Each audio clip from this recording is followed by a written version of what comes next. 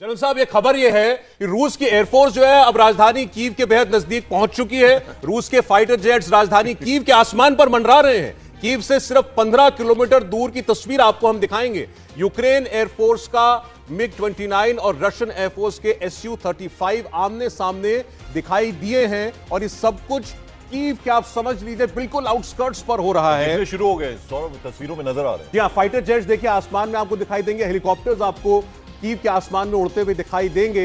इसका मतलब साफ है कि अब राजधानी कीव में अगर कोई यूक्रेनियन फौजें बाकी हैं तो वो कुछ रेजिस्टेंस दिखाएं तो दिखाएं, वरना रूस ने जो चाहा था, जो जनरल साहब कह रहे हैं तख्ता पलट, वो बस अब चंद घंटों दूर है। और सबसे इंपॉर्टेंट चीज क्या होती है, जब ये कार्रवाई करते हो सबसे पहले किया जाता है एयर सुपेरिटी। अगर मैं आपका ध्यान ले जाऊं 1971 में भी, तो हमारी जो ढाका में जाना और ढाका में इतनी आसानी से हमने पैरा ड्रॉप किया था एक ब्रिगेड को, उसकी वजह थी कि हमने एयर सुपेरिटी गेन कर ली थी। दुश्मन के एयर डिफेंस वेपनों को नष्ट कर दिया था, जो एयर के अंदर हमारी सुपेरिटी थी। आज कुछ ऐसा ही रूस की फौजों ने कर लिया है। उन्होंने एयर सुपेरिटी ले ली है, उनके जहाजों की काबिलियत बहुत ज्यादा है। अब वो कीव के नजदीक पहुंचने वाले हैं और मुझे नहीं लगता कि ज्यादा टाइम, जैसे सौरभ भी बता रहे थे कि ज्यादा टाइम नहीं है जब वो कीव पे कंट्रोल कर जनरल साहब, आपने 71 की जंग का इशारा किया, आपने तो खुद उसमें पार्टिसिपेट किया है। उसमें उस वक्त ये कहा जाता है कि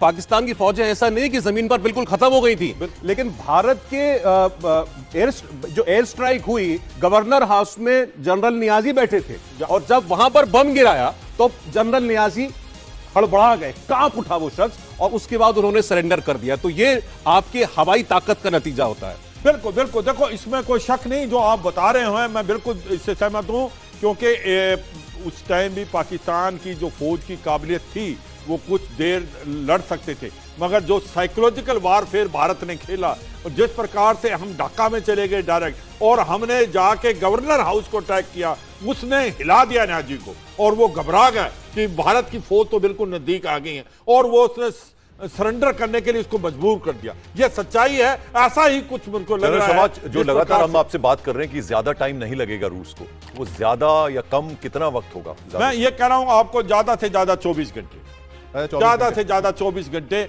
मैं लगता है उससे कम ही होंगे, पर मैं ये लगता है 24 घंटे के अंदर अंदर ये मिडनाइट तक। सर मुझे तो लग रहा है कि मिडनाइट तक जिस तरह के हालात चल रहे हैं। अच्छा सर, मैं एक चीज जिक्र इसलिए करना चाह रहा हूं क्योंकि लगातार हम बात करें कि नाटो क्या कर सकता है, नाटो ने क्या किया, क्योंकि आप इसको बता पाएंगे। जॉर्जिया पे जब जिस तरह से अटैक हुआ था और जॉर्जिया के पास टर्की पड़ता है जो कि नाटो देश ही था, और नाटो देश ने उस वक्त कुछ भी नहीं किया। जॉर्जिया को बोला गया था, जैसा कि इस बार आश्वासन दिया गया है, तब भी बोला गया था नहीं, जॉर्जिया पे कुछ अटैक होता है तो नाटो जाएगा, अमेरिका सपोर्ट करेगा, लेकिन सपोर्ट नहीं हुआ और जॉर्जिया के जो हिस्से थे वो निकल गए। एक अपडेट दे रहे हैं पवन, रूस के फाइटर प्लेन जो दिखाई दिए हैं वो यूक्रेन के पावर स्टेशन पर कब्जा करने की कोशिश कर रहे हैं, और यूक्रेन के बिजली काटने की रूस ने कोशिश की है। जिस तरह की बात हम पहले कर रहे थे, पूरे यूक्रेन को अंधेरे में डालने की कोशिश है, क्योंकि अब अंधेरा होगा।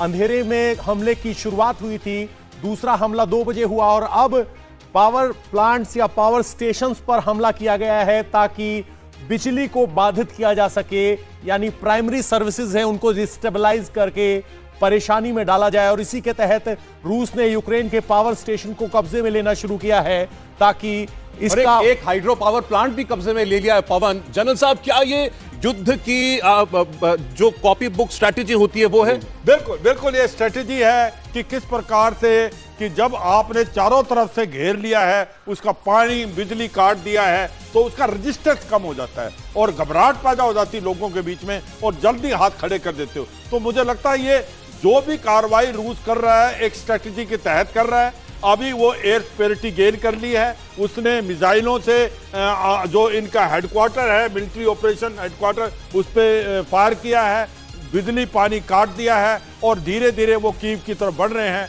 और सच्चाई यह है कि ज्यादा से ज्यादा 24 घंटे, मैं कहता हूं ज्यादा ही बोल रहे हैं। अगले साहब, इन तस्वीरों पर आप क्या कहेंगे? देखो, ये तो ऐसा लगता है कि ये तो लॉजिस्टिक के लिए कुछ ना कुछ ट्रक्स हैं, मगर ये सच्चाई है कि जिस पर अभी ये आर्टिलरी गन्स हैं जो कि एंटी एयरक्राफ्ट गन वो भी हो सकती है। देखो, मैं ये कह रहा हूं जिस हिसाब से ये जा रही हैं, एडवांस कर रही हैं कीव की तरफ, कोई उसको रेजिस्टेंस नहीं है। कहां दिख रही है यूक्रेन की फौज? वो तो लग ही नहीं रहा कि कोई रेजिस्टेंस कर रही है। तो इस ऐसे में ज्यादा टाइम नहीं लगेगा। क्या बड़ी अजीब सी तस्वीर है सर, आरटी गन्स लिए ट्रक जा रहा है, पीछे सिविलियन गाड़ियां चल रही हैं, बगल में हेलीकॉप्टर उड़ रहा है। और बिल्कुल बिल्कुल, क्योंकि है क्या, कोई रेजिस्टेंस नहीं है, कोई भी यूक्रेन की फौज मुझे नजर नहीं आ रही है। क्या ये समझा जाए कि वहां एडमिन चेंज जो होना है उसके लिए पूरा प्लान लेकर जो सिविलियन अधिकारी हैं वो जा रहे हैं? क्योंकि जिस तरह से सिविलियन गाड़ियां हैं, एस्कॉर्ट करने के लिए एयर कवर है आपके पास, आगे मिलिट्री की गाड़ियां हैं, और इस पूरे अगर कॉन्वॉय को देखें तो ऐसा लग रहा है जैसे कीव को अगर कब्जे में लेना है तो आपको एक एडमिनिस्ट्रेशन चाहिएगा, और वो एडमिनिस्ट्रेशन यहां जा रहा है। हाँ, कुछ ऐसा हो सकता है, क्योंकि ये तो बड़ा अचंभे वाला सिचुएशन नहीं, है ये कि ऐसे एक गाड़ी में आरटी गन का ले जाना और बाकी सिविल गाड़ी होना एक बड़ा सरप्राइज है। अगर ये इलाका भी देखना पड़ेगा, अगर ये इलाका आपका डॉनबास का इलाका पड़ता है तो डॉनबास के इलाके में हो सकता है कि ये वहां के जो सिविलियंस रह रहे हैं वो यहां पर एस्कॉर्ट करके इनको ले जा रहे होंगे, क्योंकि वहां पर ऑलरेडी पहले से जो ट्रूप्स मौजूद थे, रशियन और विद्रोही मौजूद थे, हो सकता है इनको वहां से क्लियर लेके जा रहे हैं अगर वो इलाका डॉनबास का इलाका पड़ता है तब। और अगर नहीं तो यहां पर जो फिलहाल तो देख के लग रहा है कि ये जो ट्रूप्स हैं ये सारे रशियन ट्रूप्स हैं, और इन पे जो साइन जो बना हुआ लगातार हम देख रहे हैं कि जहां जहां पे रूसी सैनिक नजर आए हैं वहां पर उनकी गाड़ियों में चीजें नजर आई हैं। और रूसी फोर्स ने यूक्रेन का हाइड्रो पावर बिजली काटने की कोशिश की है, और इसका मतलब साफ है कि जैसे बिजली काट दी जाएगी रात को यहां पर हमले होंगे। इस वक्त आ रही है यूक्रेन के एक और अटैक ने, रूस ने एक और अटैक किया है यूक्रेन के खार्किव तक। रूसी टैंक पहुंच गए हैं यूक्रेन के 3 शहरों पर, कीव, खार्किव और मारियुपोल शहर पर कब्जे की कोशिश कर रहे हैं रूस के सैनिक। अगर इन 3 बड़े शहरों पर कब्जा हो जाता है तो अब सिर्फ कीव ही बचता है, यानी कहा जा सकता है कि 3 शहरों में